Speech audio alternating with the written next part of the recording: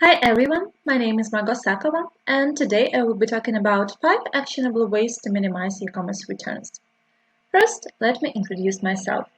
I have been working in digital marketing for 7 years, particularly with the market analysis, marketing funnel optimization, and content marketing. For the last couple of years, I've been in the e-commerce niche with Gepard. It's a product information management and syndication platform, helping to centralize product data and deliver it to the sales channels. So, I'm talking about the product returns because it has become a real disaster for e-commerce businesses. If we have a look at the statistics, during the last year, only the cost of return deliveries in the EMEA has reached $381 billion. Worse, the number of expenses on reverse logistics includes neither restocking expenses nor inventory losses. Resources are wasted, and the real cost of returns is the profit, which is significantly reduced. Among the costs, we see labor costs on products inspection and restocking time, price reductions, out of stocks, logistics expenses. Moreover, returns often can't be resold. So let's dive deeper into the returns nature and find out how to get new opportunities out of them. Let's have a look at the most popular e-commerce return reasons: the wrong size, fit, or color, damaged item, dissimilar online photo, and real view. We can call it expectation versus reality. Personal dislike, changed mind, late delivery, bracketing, saving the perfect item and sending back the rest of them. Although some of the reasons depend entirely on the buyer, more than a half could be avoided at the retailer's side. As we see in the graphics, 58% of returns occurred due to sizing and product photos issues. So now we will focus on how to prevent e-commerce returns. I will share the top 5 tips and then proceed with the hidden opportunities of the returns. My number 1 tip: help to choose your buyers the right size and share as many product details as you can. Sizing and fitting data is a huge issue here. It's important not to stick to universal sizing tables, but provide the one needed for a particular brand. Moreover, if you get additional sizing data from the manufacturer or the product reviews, add this info to the product description. It will help your buyers to make the right choice. While it happens rarely in electronics or home appliances, for the fashion industry it's a major weak point. As well as for AliExpress, well suffered from an interesting Chinese perspective on what size medium should be like.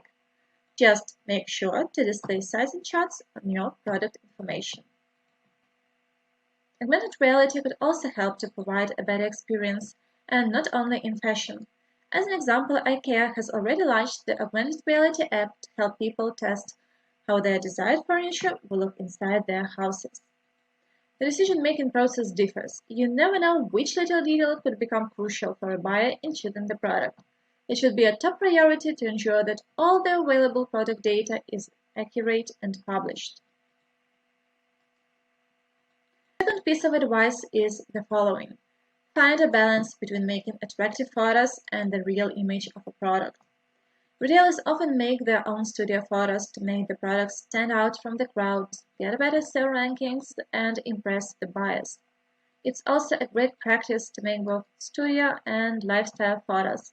But be aware that applying too many enhancements to a product photo, known as photoshopping, makes it look far from reality. So yes, you sell the product, but later it's resulted in returns and angry customers. Be careful here. Forget about the misleading visuals. Instead, provide different style images, 360 degrees, in different perspectives and angles, close-ups, give the ability to zoom in, and so on. And the exaggerated info is not only about the images. Shipping time ranges, product features, prolonged expiration date, and etc. Showcasing information in the best light could help sales, but it does contribute to the major parts of product returns as well. Tip number 3. Encourage your users to share product reviews and answer product-related questions. Social proof today is fundamental for any e-commerce business. The more reviews the product has, the more popular it becomes, helping other buyers to make the right decision. To get more reviews, you can offer exclusive discounts, achievements badges, giveaways among the most active users, and so on. Along with helping your customers with their choice, unique and useful reviews content improves your ranking. But reviews are still not enough, because a customer could need a very specific detail which is not mentioned there. It could also happen that a product has tons of reviews, so it's extremely hard to search for all of them for the demanded product detail. That's where the questions and answers section takes the stage, providing customers with the exact data they want to get.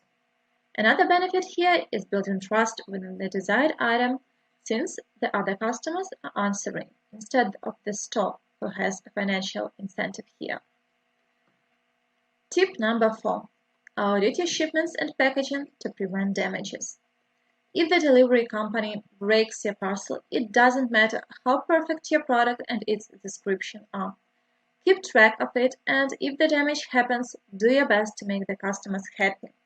If not, an angry buyer could leave dissatisfied reviews not only at your own store, but all across the social media channels. And now we come to tip number 5. I strongly recommend standardizing product data from suppliers automatically.